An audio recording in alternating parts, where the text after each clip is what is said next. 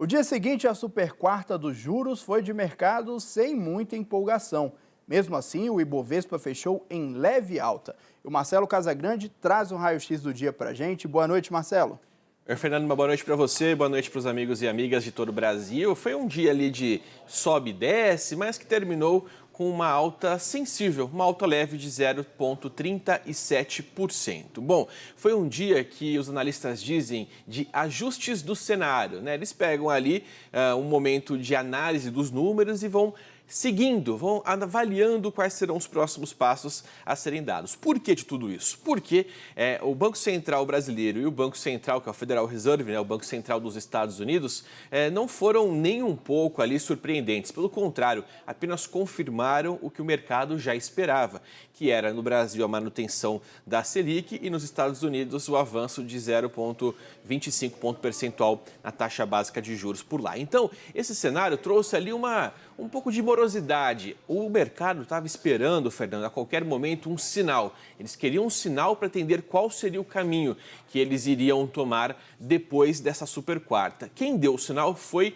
o ministro Fernando Haddad. Depois, inclusive, de ter colocado panos quentes na declaração do presidente Lula aí, que nós vimos na reportagem, e ele disse o seguinte, né, que não tem ali nenhum tipo de pressão política sobre o Banco Central. Depois disso, o mercado começou a entender mais ou menos qual caminho tomaria e cresceu os olhos para as ações da Petrobras. Por que eles cresceram os olhos para as ações da Petrobras? Porque a estatal divulgou números sobre a produção de petróleo, produção ali da estatal durante o primeiro trimestre desse ano. Então, os papéis dispararam 1,59%. Outros olhares também estavam virados para Ultrapar. Aí você pergunta, Casagrande, quem é a empresa Ultrapar? É a empresa que ali é a gestora das marcas Ultragaz e também dos postos Ipiranga.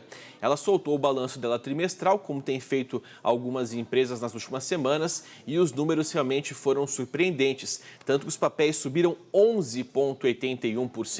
É que ela anunciou um lucro de 467 milhões de reais, uma alta de 13% em comparação com o mesmo período do ano passado. Lá fora, a gente teve ali bolsas americanas com uma crise bancária novamente no radar, então acabaram fechando em queda. Na Europa, o Banco Central Europeu acabou ali confirmando o que os especialistas já diziam, que era uma expectativa de alta ali na taxa de juros de 0,25, ou seja, foi para 3,25 ao ano. Foi um cenário, então, de pouca movimentação, por isso que a gente teve aí esse resultado que eu trouxe para vocês agora. Só para a gente encerrar o nosso papo de hoje, Fernando, o dólar fechou em estabilidade em R$ 4,99. Vamos ficar de olho nos desdobramentos do último dia da semana, da primeira semana do mês de maio. Fernando. Marcelo, você falou aí do ministro Haddad colocando panos quentes na declaração de Lula, falando que não teria interferência política, não teria pressão política sobre essa taxa de juros. Ontem a gente assistiu uma entrevista aqui de um economista no Agenda do Poder, entrevista que, aliás, está lá no canal do SBT News no YouTube, e que ele falava que só deve haver uma redução significativa, que o Copom só deve reduzir a Selic aí de forma sensível a partir de abril do ano que vem. Ou seja, se continuar do jeito que está, a gente vai ter um ano aí nessa queda de braço entre Lula e Campos Neto ainda, né?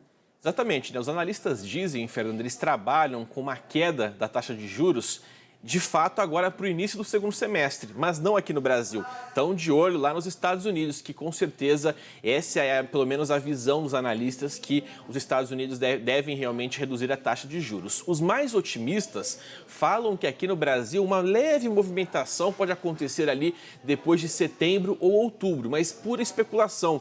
De fato, a consolidação da queda viria somente no ano que vem. Então, ou seja, tem muito pano para manga, porque a gente tem o mercado aí esperando por esses números, a gente tem o presidente Lula fazendo esses ataques públicos, como nós vimos na reportagem, e ganhando coro, inclusive, de algumas alas aí dos grandes nomes, né, do mercado financeiro, como a gente viu o Trabuco do Bradesco. Ou seja, é assunto que vai dar pano para manga, até porque isso acaba mexendo com uma série de questões, inclusive com o giro da roda econômica do nosso país.